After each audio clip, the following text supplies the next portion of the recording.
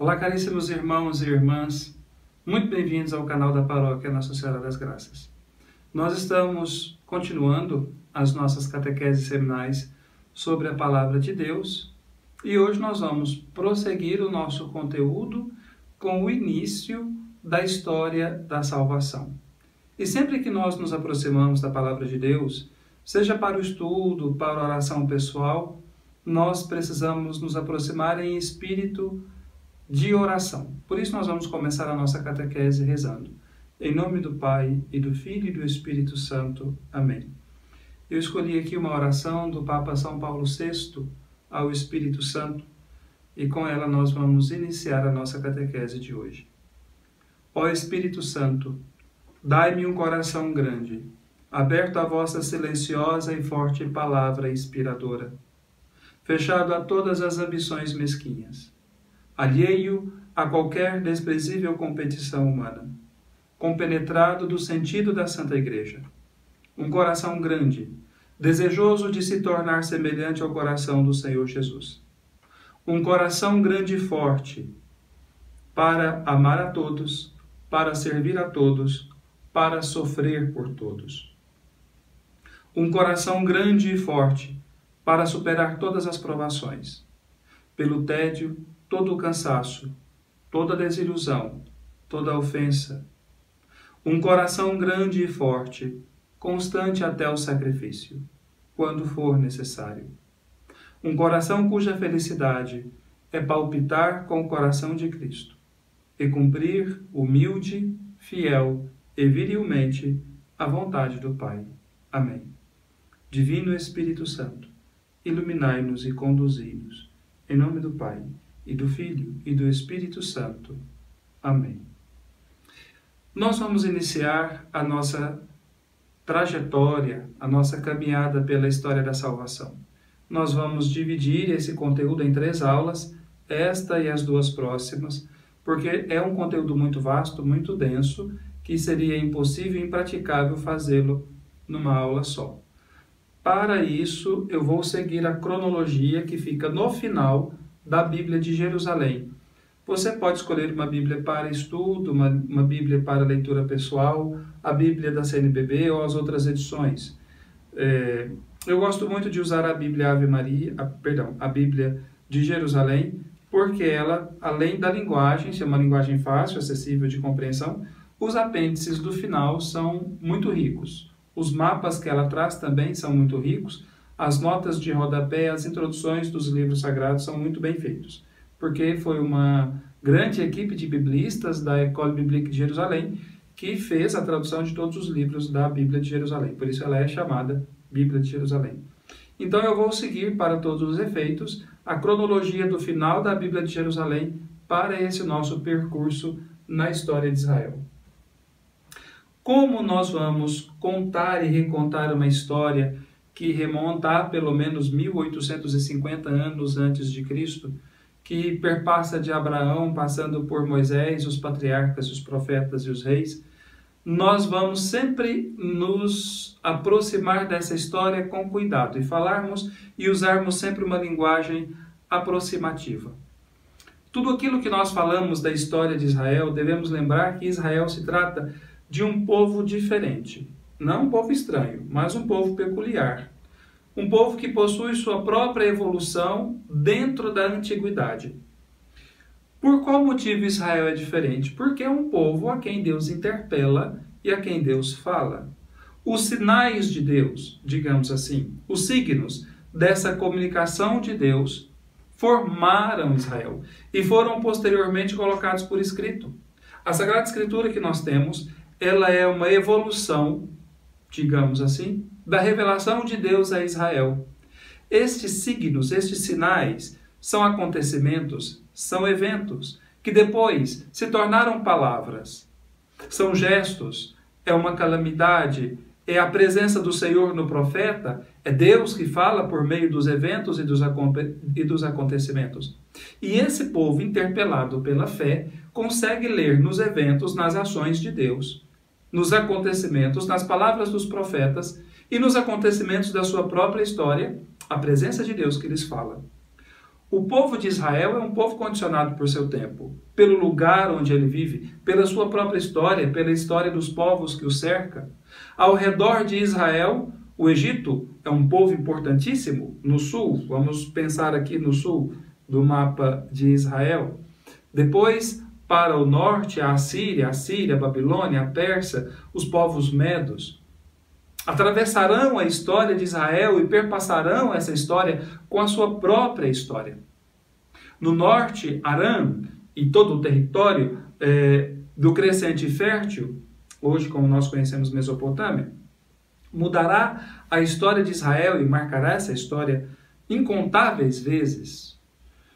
A vida dos povos antigos ao redor de Israel impactará a história daquele povo. Israel não tem uma história absolutamente inédita e completamente diferente dos povos ao seu redor. Tem pontos de contato entre o povo de Israel, a tradição de Israel e a tradição dos demais povos. Mitos, lendas e uma cultura comum perpassava todos os povos da antiguidade, e Israel não vai ser diferente disso.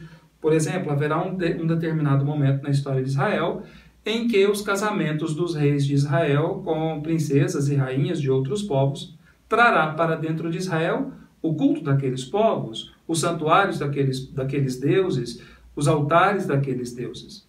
Era cultura comum na antiguidade esses casamentos por causa de laços políticos e interesses políticos. No território de Israel, os povos com os quais o povo eleito se relacionará, Edom, Moabe, Canaã, onde esse povo entrará depois do Êxodo, a Fenícia, a Síria.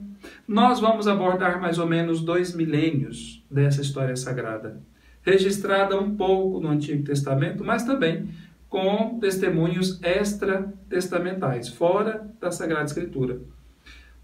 Nós vamos tentar reconstruir uma história acontecida, primeiro acontecida, depois perpassada pela tradição oral, transmitida oralmente, de geração em geração, para depois ter sido colocada por escrito. No 2º milênio antes de Cristo, os povos da antiguidade foram agitados por migrações de todo tipo. A cidade de Ur, de onde parte Abraão, por exemplo, é conquistada mais ou menos 2000 anos antes de Cristo. Os clãs vagueiam pelas terras ermas com seus rebanhos, ora instalando-se em uma localidade, ora instalando-se em outra. Nessa movimentação de clãs e de povos, nós localizamos o clã de Abraão, mais ou menos 1850 anos antes de Cristo. No relato de Gênesis 12, 13, que nos conta a história de Abraão, esse relato é posterior ao tempo da Aliança do Sinai, que foi escrita por volta do ano 950. A história de Israel ela é contada com o sabor de quem já viveu e já conheceu e já experimentou esses acontecimentos, como quando nós contamos uma história memorizada. Na migração do clã de Abraão, ele chega a Canaã, onde se adora o deus El.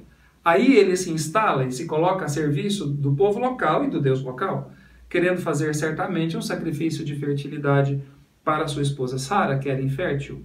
Até aqui Abraão não faz nada de extraordinário de todos os demais homens de Canaã, de Ur e de todos os povos. Ele é um homem como um homem do seu tempo. Mas então vai acontecer algo completamente inusitado. Ao oferecer o sacrifício pela fertilidade da sua esposa, Abraão é abordado por um alguém. Por um alguém que transforma o seu sacrifício de fertilidade em sacrifício de aliança, e não só. Não é Abraão que realiza o sacrifício com a outra parte, como era comum na antiguidade. As duas partes que faziam uma aliança passavam no meio dos animais que eram sacrificados, para significar que aquele que não fosse fiel à aliança seria depois apenado com uma pena possível de se perder inclusive a vida. Abraão não realiza esse gesto na aliança com o Senhor. Pelo contrário, esse alguém faz Abraão cair num sono estático. E ele passa no meio dos animais. Ele mesmo faz aliança por si e por Abraão. Além disso, esse alguém não se contenta em dar um filho só a Abraão. Torna Abraão pai de uma promessa para si e para a posteridade. Dá a Abraão uma missão. Será pai de uma numerosa nação, de um numeroso povo. realiza uma aliança com Abraão, na qual ele revela o seu nome. Não se contenta mais em ser um Deus desconhecido, mas a partir daquele momento tornar-se-á conhecido como o Deus de Abraão, o Deus de Isaac, o Deus de Jacó. Esse é o ponto de partida da fé de Israel. Uma eleição livre e gratuita da parte de Deus e sua aliança com Abraão e sua descendência para sempre, como nós lemos no Magnífica de Nossa Senhora, no Evangelho de São Lucas. Ele dá um nome a Abraão, mas Abraão não conhece esse Deus por seu nome, porque dar a conhecer o nome na Sagrada Escritura significa que aquele que conhece o nome domina aquele de quem o nome é conhecido. Então Deus é aquele que não se deixa dominar. Ele será conhecido doravante como Deus de Abraão. Cerca de 150 anos depois de Abraão, os patriarcas descem ao Egito por ocasião de uma grande seca em Canaã. Abraão gerou Isaac, Isaac gerou Jacó, e Jacó gerou seus 12 filhos, que desceram ao Egito para fugir da fome e da seca em Canaã, e ali eles se estabelecem. Isaac casou-se com Rebeca e teve Jacó. E Jacó casou-se com Lia, Zilpa, Bila e Raquel, e teve seus 12 filhos. Ruben, Gade, Simeão, Azer, Levi, Judá, Issacar, Zabulon, Dan, José, Naftali e o jovem Benjamim.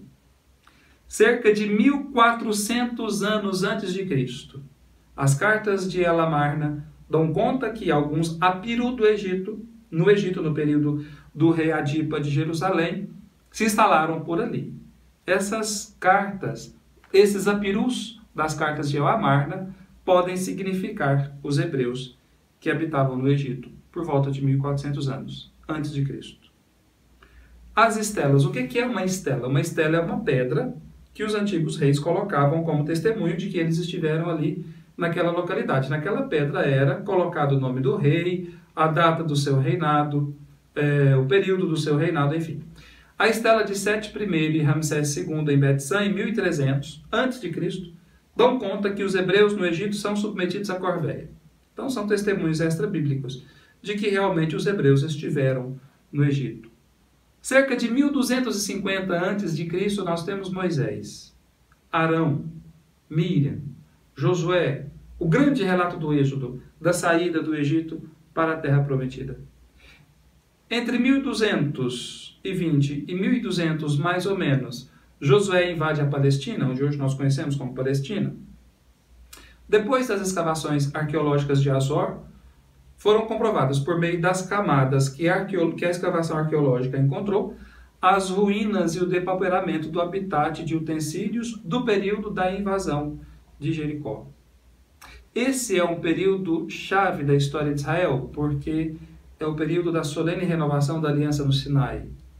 E a renovação da aliança de Deus com seu povo no Sinai será tal qual a aliança com Abraão, um ponto-chave, um ponto de partida para a construção daquele ajuntamento de gente como povo de Deus, povo eleito, povo da aliança, povo do Senhor. Depois essa aliança será renovada com Josué. A renovação da aliança no Sinai com Moisés, Êxodo 19 e 20, 2 capítulos do livro do Êxodo, foi redigido provavelmente no século VI, acabado, no século VI a.C., depois do exílio na Babilônia, tendo como fontes, sobretudo, a tradição oral, tradições mais antigas, difíceis de serem determinadas, e muitas camadas redacionais desde o século XIII, século XI, mais ou menos. Na composição final do texto, a aliança de Moisés sela a eleição do povo e as promessas que lhe foram feitas, assim como renova a aliança de Abraão, renova o compromisso de Deus. É impressionante lermos esses textos antigos das alianças de Deus com seu povo, porque Deus é aquele que se compromete e põe-se sempre como o lado fiel da aliança. A novidade nessa renovação da aliança é que, ao invés de comprometer o indivíduo, como na aliança com Abraão, agora compromete todo o povo. Todo o povo compromete-se com o Senhor. Doravante, este será o seu povo e ele será o seu Deus. Para o povo, esta é a lei do Senhor, que foi ali promulgada e será doravante a pedra fundamental de toda a fé de Israel. Para tratar do Êxodo, Diz Carpentier, que é o autor que eu segui para estas anotações, a Bíblia unificou diferentes tradições. A maioria do material redacional do Êxodo 14 e 15, que é a saída, os textos da saída do Egito, diz a nota da Bíblia de Jerusalém, poderia indicar duas tradições distintas, correspondendo ao itinerário de ao menos dois grupos distintos que partiram do Egito. Nós não podemos pensar a saída do Egito como um exército de 650 mil pessoas, marchando o deserto adentro numa fila indiana, onde haveria víveres e provisões para 650 mil pessoas no deserto. Certo é, porém, que não foram essas 650 mil pessoas andando deserto adentro por 40 anos de uma só vez. Dizem os exegetas que houve um grupo que fugiu, ao menos um grupo foi expulso pelo faraó, conforme o relato bíblico, e essas tradições confluíram todas na tradição de Moisés. Essas tradições todas foram depois colocadas por escrito como um relato único. Segundo Carpentier, duas coisas permanecem na memória de Israel. A primeira, o momento que Deus revela seu nome a Moisés, no alto do monte. E a segunda, a renovação solene da aliança, no Sinai. A essas duas pedras de toque da fé de Israel, junta-se a memória da libertação no Egito, que ressoa em todo o Antigo Testamento como se fosse um estribilho. Fomos escravos no Egito, mas o Senhor nos libertou com mão forte e com braço estendido. Isso é o fundamento da fé de Israel. Israel tem a fé de que o Senhor que o libertou do Egito é o mesmo Senhor que o libertou da Babilônia. É o mesmo Senhor que o libertou de Antíoco IV Epífanes. É o mesmo Senhor que não permitiu, como diz um dos salmos da Sagrada Escritura, não permitiu cairmos como presa no laço que nos armou o caçador. A revelação do nome de Deus a Moisés é de suma importância. Antes, Deus era conhecido como o Deus de Abraão, o Deus de Isaac, o Deus de Jacó. Agora ele possui um nome, o tetragrama sagrado, IHWH, que depois do século VII, com a colocação dos fonemas no texto bíblico, foi traduzido como Yahvé, Javé. Esse nome, longe de definir quem Deus é, Javé não define quem Deus é, aponta e indica uma presença contínua. A tradução comum do nome de Deus, eu sou aquele que sou, pode ser traduzido assim: eu sou aquele que tu descobrirás naquilo que eu farei contigo. Quando Deus revela seu nome a Moisés, na verdade, ele dá a Moisés um enigma. É, portanto, nos acontecimentos da história que Israel vai descobrindo quem Deus é, como Deus age. O Êxodo, nesse sentido, vai ficar marcado para sempre na memória do povo, porque é no Êxodo e nesses acontecimentos que o povo descobrirá quem é seu Deus. A ele se juntaram tradições dos pastores nômades, por exemplo, como a tradição dos ázimos, a travessia do mar, e essas tradições todas confluíram na redação final do texto que nós temos no livro do Êxodo. A solene renovação da aliança no Monte Sinai revela o sentido do Êxodo, diz Carpentier. Deus doa a lei por meio de Moisés. O povo toma consciência da sua constituição cultual. Para que existe o povo de Israel? Porque este é um povo sacerdotal. Essa memória de ser um povo formado pelo Senhor para o louvor do seu nome vai ser retomado depois no Novo Testamento, na teologia da segunda carta de Pedro, quando diz que nós somos povo santo, nação santa, o povo que ele escolheu da sua especial predileção. São um povo particular. Israel se compreende como Kahal Yahvé, a convocação de Deus, a eclesia de Deus. Kahal Yahvé depois vai ser traduzida na 70, na Bíblia Septuaginta, como a igreja de Deus.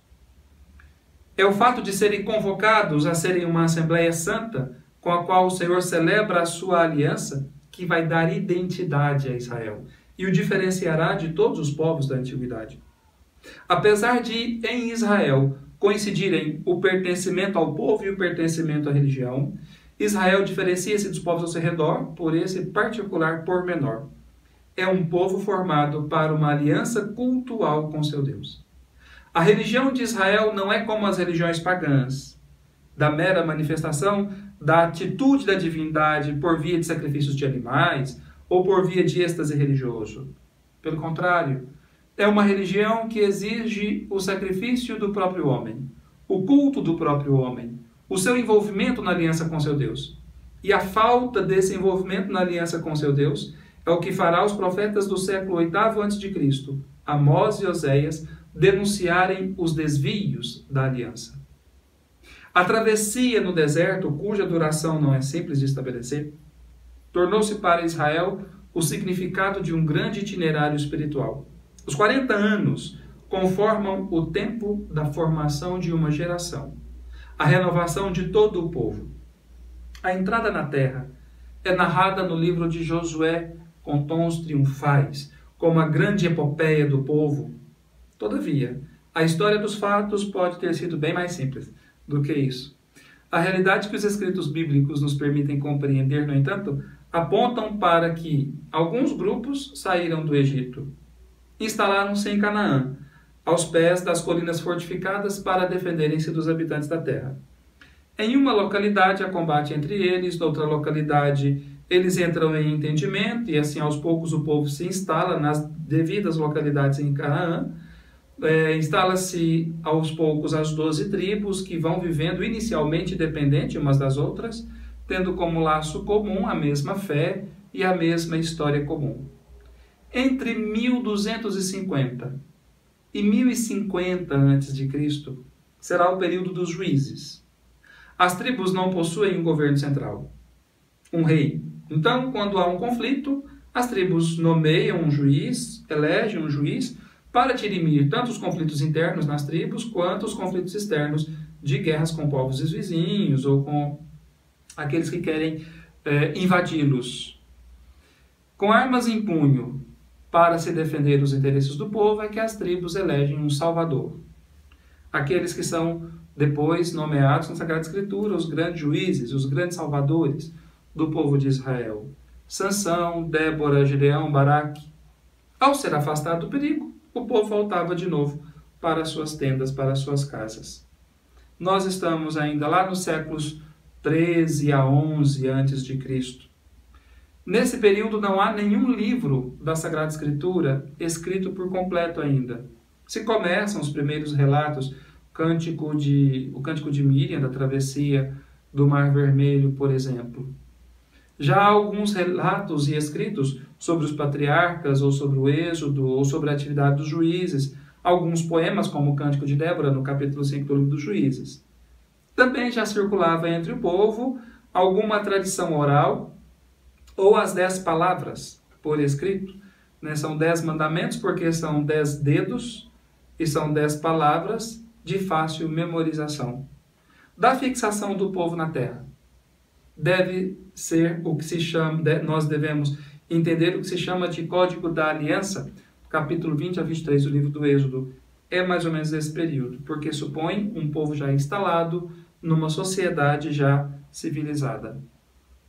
Na próxima aula, nós vamos nos deter um pouco em analisar o período da monarquia, o período dos profetas, quando o povo já na terra, já depois de as tribos constituídas, vão requerer um rei, como todos os povos ao seu redor. Período muito rico da história de Israel, período de uma grande produção literária, tanto pelos profetas que estão em plena atividade literária, como pelos outros escritos da história do povo. Depois nós vamos, nesse mesmo período da monarquia, entender como a monarquia se divide, como os reinos se dividem, a fundamental atividade dos profetas nesse período, as invasões que vão acontecer nesse período, a queda do Reino do Norte, a queda do Reino do Sul. O capítulo da monarquia é um capítulo bastante significativo e interessante.